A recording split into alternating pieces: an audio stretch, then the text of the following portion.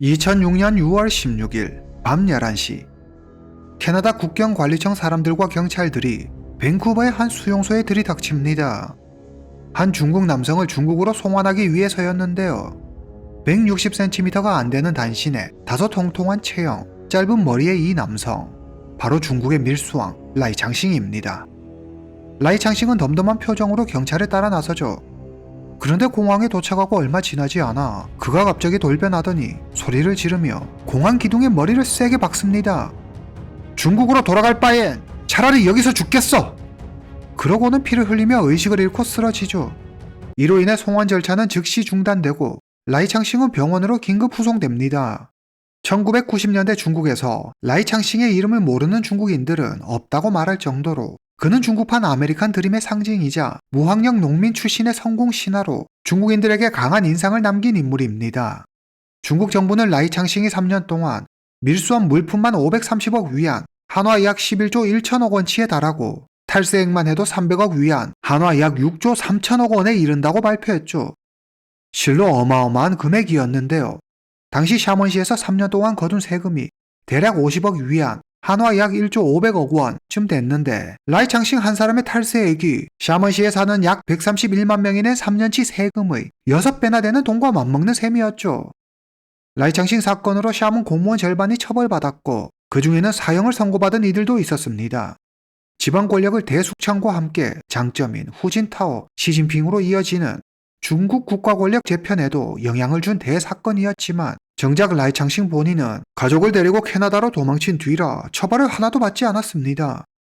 그는 자기가 중국으로 돌아가면 고문을 당하거나 사형을 당할 게 뻔하다며 캐나다에 난민 신청을 하고 사형 가능성이 있는 국가로 범죄인을 송환하지 않는다는 캐나다의 인권법을 방패로 장장 12년을 버티죠. 그러다 2011년 돌연 라이창싱의 태도가 180도 바뀝니다. 고향이 그립다며 느닷없이 중국으로 돌아가겠다고 나선 거죠. 라이창싱은 죽을지도 모르는데 왜 중국으로 돌아가겠다고 하는 걸까요? 오늘은 중국 건국 이래 최대 밀수 사건의 주범이자 전설적인 밀수왕 라이창싱에 대한 이야기입니다. 라이창싱 1958년 9월 15일 중국 푸젠성 진장시에서 태어났습니다. 8남매 중 7째로 태어난 그는 입에 풀칠하기조차 힘든 아주 가난한 농가에서 자랐습니다. 언론에 따르면 라이창싱은 집안 형편이 어려워 초등학교도 제대로 나오지 못했다고 하지만 라이창싱 자신은 초등학교는 졸업했다고 이야기하죠. 라이창싱은 학교에 가는 대신 밭일을 하고 고철을 줍고 만두, 두부 등을 팔며 돈이 되는 일이라면 뭐든 다 했습니다. 그리고 18살 때 농기계 공장에 취직해 첫 직장 생활을 시작하죠. 돈 냄새를 맡는 동물적 감각과 생존 본능, 어린 나이에 눈치로 배운 현실 감각은 훗날 그의 사업 밑거름이 됩니다. 1978년 마오쩌둥 사망 후 덩샤오핑 주도의 개혁개방 시대로 접어들자 라이창싱은 고향으로 돌아와 마을 사람들과 조그마한 자동차 부품 공장을 차립니다. 공장을 하면서 약간의 돈을 벌기는 했지만 고단한 생활에 비해 버는 돈이 그리 크지 않다고 느낀 라이창싱은 이번에는 방직 공장을 차리죠. 당시 중국은 옷감이 귀했기 때문에 방직 산업이 호황이었고 시기를 잘 탄 덕에 큰 돈을 벌게 됩니다. 그는 인쇄소도 함께 운영했는데 정부 관련 서류나 홍보물 등을 제작하며 공무원들과 밀접하게 접촉할 기회를 얻게 되죠. 라이창싱은 공무원들에게 뇌물을 줘가며 차근차근 그들을 자기 사람으로 만듭니다. 이때부터 공직자들과 어떻게 관계를 맺고 어떤 방식으로 인맥을 형성해 가는지 그 방법을 습득해 가죠. 이 밖에도 그는 신발, 우산, 생선 공장 등 다양한 사업에 손을 댔고 그때마다 큰 돈을 벌었습니다. 그런데 1980년대 말 라이창싱이 갑작스러운 결정을 내립니다. 지금까지 하던 사업을 다 정리하고 고향을 떠나기로 하죠. 그는 이미 수백만 위안, 한화 약 수억 원의 자산가가 되었지만 이 정도에 만족할 수 없었습니다. 중국 내수 시장은 규제가 많았고 단순히 공장을 돌려 물건을 파는 것만으로는 부의 축적 속도가 너무 느렸죠. 당시 푸젠성은 밀수품들이 활발하게 거래되고 있었는데 지리적 특성상 해상 밀수가 쉽다는 걸 이용해 대만과 홍콩 등에서 들여온 밀수품들이 불티나게 팔리고 있었습니다. 시계, 원단부터 가전제품까지 거래되는 물품의 종류도 다양했는데요. 특히 텔레비전이 가장 인기가 좋았습니다. 중국 전역에서 현금을 싸들고 와 서로 사겠다고 아우성이었죠. 라이창싱은 공장 원료를 수입하는 김에 전자제품도 같이 들여와 팝니다. 결과는 그야말로 초대박이었습니다. 공장을 돌려버는 돈보다 대만이나 홍콩에서 물건을 들여와 파는 게 몇십 배는 더 남는 장사였죠. 라이창싱은 이거야말로 부자가 되는 가장 쉬운 길임을 확신합니다. 드디어 가장 쉽게 돈방석에 앉는 방법을 찾아낸 것이었죠. 1991년 라이창싱은 본격적으로 밀수 사업을 하기 위해 준비 작업에 들어갑니다. 먼저 홍콩 영주권이 필요했죠.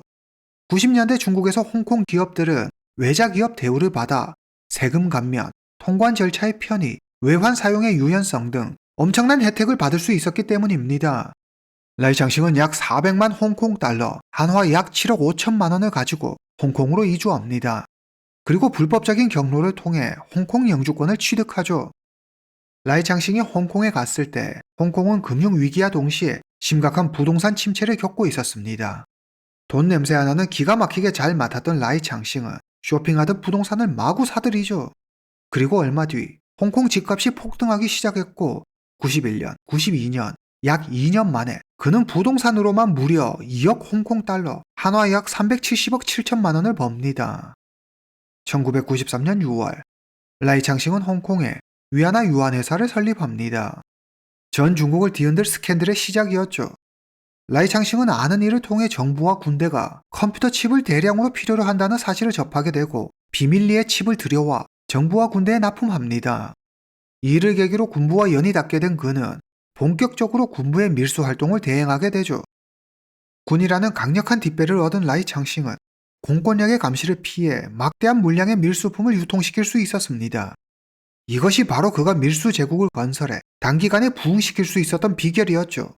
1994년 라이창싱은 경제특구 샤먼에 위안화 전자그룹을 설립하고 5성급 호텔 외야에서 개업식을 엽니다. 개업식에는 푸젠성 성장, 샤먼시 시장, 세관, 공안, 세무은행 등 샤먼에서 힘 좀 쓴다는 웬만한 관리들은 모두 참석했다고 하죠. 행사가 끝나고 이들이 돌아갈 때 라이창싱은 이들의 지위에 맞게 차 트렁크에 선물을 준비해 뒀는데 그의 센스에 깊은 인상을 받은 관리들은 이때부터 라이창싱의 이름을 기억하게 되죠. 1995년 샤먼의 부시장 람푸가 라이창싱의 밀수 혐의에 대해 조사를 지시합니다. 그러나 라이창싱은 이를 조금도 신경 쓰지 않았죠. 그는 대신 부시장 람푸의 가족에 대해 조사합니다. 그리고 람푸의 아들이 호주에서 유학한다는 사실을 알고 람푸의 아들에게 30만 호주 달러, 한화 약 3억 1천만 원짜리 집을 사줍니다. 아들뿐만 아니라 람푸에게도 따로 엄청난 돈과 선물을 챙겨주었는데요. 이에 람푸는 즉시 라이창싱에 대한 수사를 철회하죠. 1999년 위안화 그룹은 불과 5년 만에 중국에서 모르는 사람이 없을 정도로 어마어마하게 큰 대기업으로 성장합니다. 무역, 부동산, 관광, 호텔, 국제운송 등 여러 다양한 사업을 운영했지만 실제 하고 있는 사업은 밀수였죠. 라이창싱은 국가 단위의 에너지와 원자재를 외국에서 몰래 들여왔습니다. 특히 엄청난 양의 석유를 들여왔는데 중국 전체 석유 수입량의 10%를 책임질 정도였다고 하니 실로 엄청난 양이었죠. 이 외에도 라이창싱은 최고급 외제차와 담배, 식용유, 고무와 같은 화학 원료, 통신기기 및 가전제품 등을 몰래 들여왔는데 그가 들여오는 밀수품은 그 종류도 규모도 무척 다양했습니다. 어떻게 이런 일이 가능했을까요? 라이창싱은 세금이 비싼 담배나 자동차를 들여올 때면 세금이 상대적으로 낮거나 면제되는 목재 펄프나 폐식용유 등을 들여오는 것처럼 서류를 꾸몄습니다. 그리고 실제로는 컨테이너 100개를 들여오면서 10개만 들여오는 것처럼 허위 신고해 나머지 90개에 대한 세금을 내지 않았죠. 라이창싱에게 매수된 세관원들은 서류가 가짜라는 걸 알면서도 합격 도장을 찍어주었습니다. 이뿐만 아니라 라이창싱은 유령 공장까지 만들어 원자재를 수입해 제품을 만들어 파는 것처럼 꾸며 물건들을 들여오기도 하고 대형 유조선이나 화물선을 바다에 띄워놓고 작은 배로 물건을 옮겨 싣는 수법을 쓰기도 했습니다. 라이창싱은 이런 식으로 천문학적인 시세 차익을 남겼죠. 그런데 진짜 반전은 라이창싱이 사실은 글을 읽지도 쓰지도 못하는 문맹이라는 겁니다. 그럼 그가 어떻게 이렇게 큰 규모의 밀수를 계획하고 실행할 수 있었던 걸까요? 라이창싱은 샤먼 세관의 하급 공무원부터 윗선까지 모조리 돈으로 포섭했습니다. 훗날 알려진 바에 따르면 샤먼시 공무원 중 그에게 돈을 받지 않은 사람을 찾기가 더 힘들었다고 하죠. 샤먼시 공무원 90%가 라이창싱의 손바닥 안에 있다는 말이 나올 정도로 샤먼시 공무원 사회가 나서서 그의 밀수 사업을 도왔습니다. 샤먼시에 그의 영향력이 닿지 않은 곳은 없었죠. 여기서 더 기가 막힌 건 라이창싱의 회사 위아나 그룹이 이런 불법을 저지를 때 공안 순찰선이나 해군 군함이 라이창싱의 밀수선을 호위하기도 했다는 겁니다. 그는 어떻게 이들을 이토록 완벽히 자기 편으로 만들 수 있었을까요? 1996년 라이창싱은 샤먼시 호리구에 홍루라는 7층짜리 건물을 짓습니다. 위아나 그룹 본사 건물이었죠. 그러나 여기엔 반전이 숨겨져 있었는데요. 겉으로 보면 평범한 사무용 건물처럼 보이지만 안으로 들어가는 순간 밖과는 완전히 다른 세계가 펼쳐집니다. 인간의 원초적 욕구와 쾌락을 만족시켜주는 별천지 같은 곳이었죠. 홍루에 발을 들이는 순간 누구라도 타락할 수밖에 없게 아주 치밀하게 설계되어 있었습니다. 우선 홍루는 아무나 들어갈 수 없었습니다. 특별히 초대된 VVIP, 즉 고위직 공무원, 세관 관부, 군 장성들만이 드나들 수 있었죠. 홍루의 1층 화려한 로비를 지나 2층 연회장에 들어서면 연회장에선 세계 각국의 산의 진미를 맛볼 수 있었습니다. 제비집 캐비어는 기본이고 최고급 프랑스 와인과 전국 각지에서 공수된 명주가 물 흐르듯 나왔죠. 3층에는 가라오케, 영화관, 도박장이 마련되어 있었고 4층과 5층에는 홍루를 찾은 관리들을 위한 특별 서비스를 제공해줄 미모의 여성들이 기다리고 있었죠. 이후 관계자에 의해 알려진 바에 따르면 태국, 홍콩 등지에서 온 여성들의 외모가 상당해 고위 관리들이 여성들의 외모와 서비스에 빠져 헤어나오질 못했다고 합니다. 6층은 여성들과 고위 관리들을 위한 침실이 마련되어 있었고 7층은 라이창싱 개인 집무실이 있었습니다. 라이창싱은 홍루에 상당한 공을 들였는데 1층부터 6층까지 이어지는 환상의 풀코스 접대를 받고 나면 7층 라이창싱의 개인 집무실로 불려가 라이창싱을 따로 면담하게 됩니다. 홍루 곳곳엔 CCTV와 카메라가 설치되어 있었는데 라이창싱은 관리들이 여성들과 밀회를 즐기고 뇌물을 받는 모습을 모두 촬영해 두었다가 자신의 부탁을 거절하면 그 앞에 쓱 촬영된 영상을 들이미는 식으로 관리들을 꼼짝 못하게 만들었습니다. 그렇게 자연스레 라이창싱과 한 배를 타게 되는 거죠.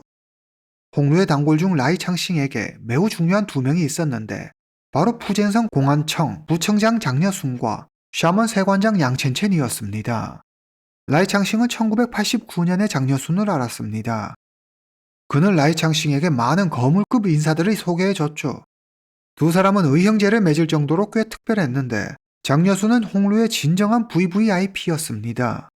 이후 라이창싱의 범죄가 드러나고 공안당국이 그를 체포하기 위해 작전에 돌입했을 때도 장여순이 미리 알려준 덕에 라이창싱은 가족을 데리고 제때 해외로 도망갈 수 있었습니다. 또 다른 인물 샤먼 세관장 양첸첸은 라이창싱의 밀수 사업이 무섭게 성장하는데 혁혁한 공을 세운 자였습니다. 여자를 유독 밝히는 양첸첸은 거의 매일 홍루에 살다시피 했죠. 양첸첸은 홍루에서 조우빈이라는 여성을 만나 사랑에 빠집니다. 라이창싱은 두 사람을 위해 140만 위안, 한화 약 3억 원을 들여 별장을 사주고 이후 조우빈은 양첸첸의 아들을 낳게 되죠. 라이창싱은 양첸첸에게 어마어마하게 공을 들였는데 그에게 현금뿐만 아니라 고가 주택과 외제차 등 눈이 휘둥그레질 만한 선물을 끝없이 주었습니다. 이 때문이었을까요?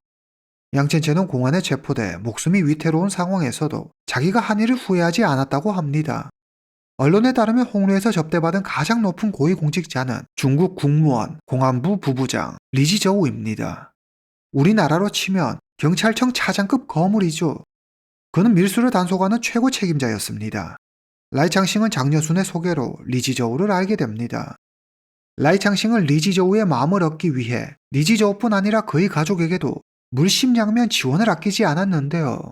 라이창싱은 리지저우의 아내에게 투자금 명목으로 100만 위안, 한화 약 2억 1천만 원을 건네기도 하고 딸이 미국 유학 중일 땐 용돈이라며 50만 위안, 한화 약 1억 원을 송금하기도 했습니다. 이에 대한 대가로 리지저우는 라이창싱의 든든한 뒷배가 되어 주었죠. 밀수 단속반이 샤먼으로 내려갈 때마다 라이창싱에게 미리 정보를 흘려 증거를 인멸하게 도왔고 수사당국이 위아나 그룹을 조사하려는 움직임을 보이면 압력을 가해 수사를 중단시켰습니다. 리지저우를 등에 업은 라이창싱은 거침없이 사업을 확장해 나갔습니다. 약 3년간 밀수액만 530억 위안에 달했고 탈세액만 30억 위안이 넘었다고 하니 그 규모는 가히 상상 이상이었죠. 90년대 중국 국방비 평균이 600억 위안, 한화 약 12조 6천억 원이었던 걸 감안하면 라이창싱 한 명이 국가 국방비의 약 절반에 해당하는 세금을 떼먹은 거였습니다. 이때 라이창싱이 움직인 자금 규모가 5천억 위안, 한화 약 105조 원 정도 됐는데 이는 한 도시를 통째로 삼키고 국가 재정을 파탄낼 어마어마한 수준이었습니다. 중국 최대의 밀수왕 라이창싱. 그는 인구 131만 도시를 자신의 왕국으로 만들어 버립니다. 그러나 절대 무너지지 않을 것 같던 견고했던 그의 왕국에 한 통의 고발장이 날아들면서 조금씩 균열이 가기 시작하죠. 1999년 4월 15일 위안화 그룹의 밀수 내역과 뇌물을 받은 이들의 명단, 폭로에 관한 이야기까지 상세하게 적힌 80페이지에 달하는 분량의 고발장이 중앙정부에 접수됩니다. 대체 누가 신고한 걸까요? 바로 주뉴뉴라는 라이창싱의 초기 홍콩 사업 동업자가 한 일이었습니다. 주뉴뉴는 라이창싱이 홍콩에 있을 때 함께 중홍회사를 설립했던 사람이죠. 처음에는 동업자로 세상 둘도 없는 사이였지만 도박 중독자였던 주뉴뉴가 회사 공금에 손대면서 두 사람 사이에 불화가 생기고 결국 각자의 길을 가게 됐죠.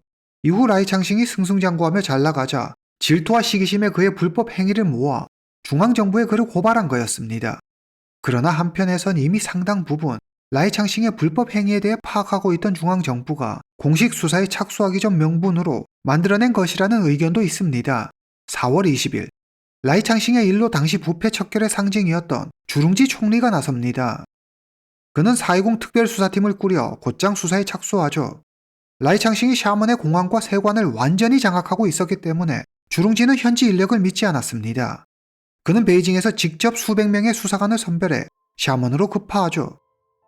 주룽지는 라이창싱의 힘이 돈에서 나온다는 걸 알고 있었기 때문에 수사에 들어가기 전에 먼저 위안화 그룹의 은행 계좌를 모두 동결했습니다. 이 과정에서 뇌물을 받은 공무원들의 차명 계좌가 줄줄이 사탕처럼 엮여 나왔죠. 또 공안은 홍루의 CCTV와 여성들과의 은밀한 만남을 찍은 영상, 비밀 장부 등을 확보해 라이창싱에게 한 번이라도 접대를 받았거나 돈을 받은 공직자들을 싹 다 잡아들입니다.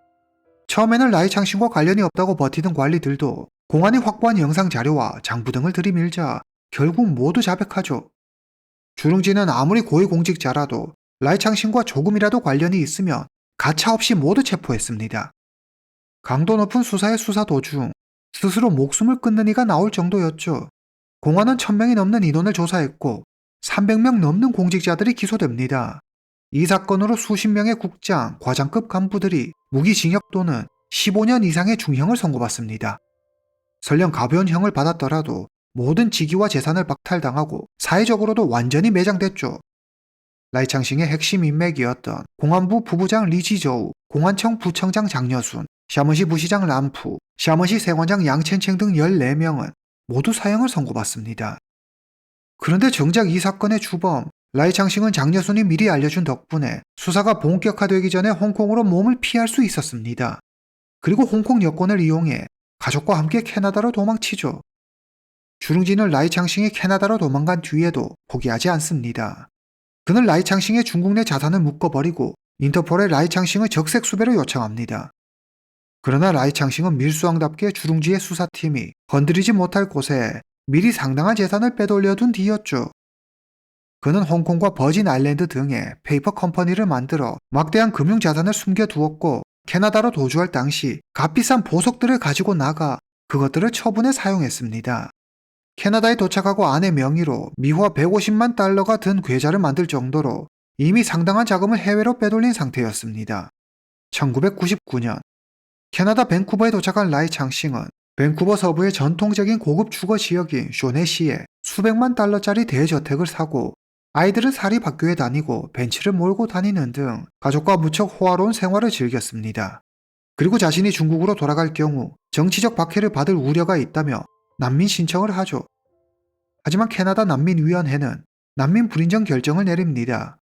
그러자 라이창싱은 캐나다 정부가 자신을 강제 추방하지 않도록 캐나다 최고 변호사들을 고용해 송환 거부 소송을 합니다.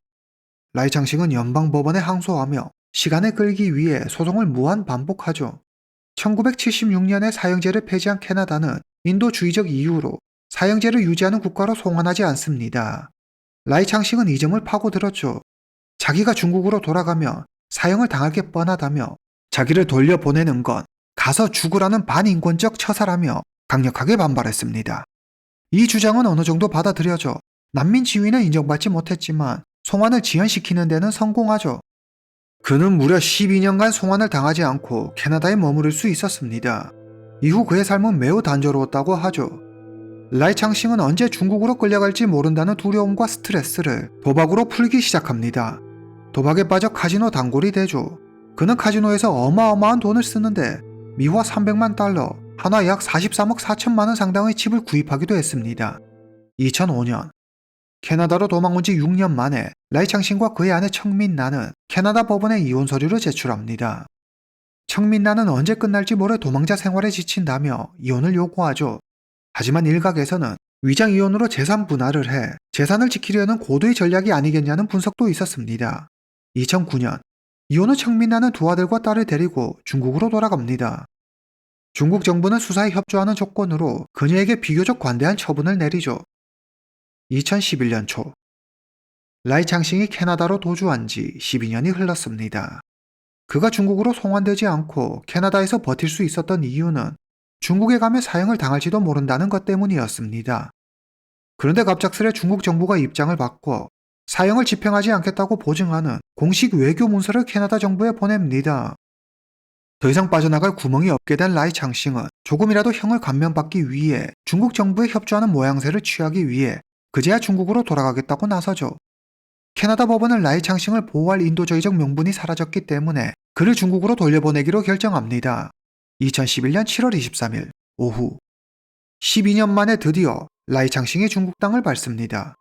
세상을 호령하던 왕의 모습은 온데간데 없이 사라지고 반바지 차림의 그는 상당히 초라한 모습이었죠. 그의 송환을 두고 중국에서는 여러 이야기가 나왔습니다. 라이창싱 사건으로 많은 고위공직자가 처벌받았지만 정작 진짜 주요한 인물들은 하나도 처벌받지 않고 잔챙이들만 처벌했다며 비난 여론이 높았죠.